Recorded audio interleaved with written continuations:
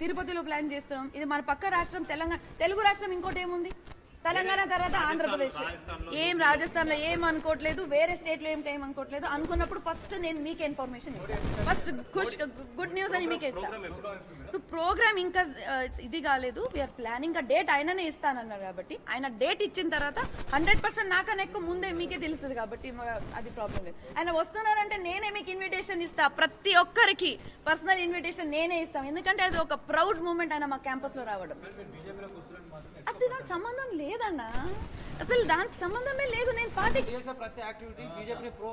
లేదు, నేను ఏం యాక్టివిటీ చేసిన అట్లాంటి ఏమి యాక్టివిటీ చేయట్లేదు. నేను చేసేది ఇప్పుడు ఏదైనా పండుగ వస్తే, హనుమాన్ జయంతి వస్తే నాకు ఒక దగ్గర పిలిస్తే నేను అక్కడ వెళ్ళి నేను హనుమాన్ జయంతి కోసం పాట పాడితే దానికి బీజేపీకి సంబంధం ఏముంది? నేను హిందూ కాదా?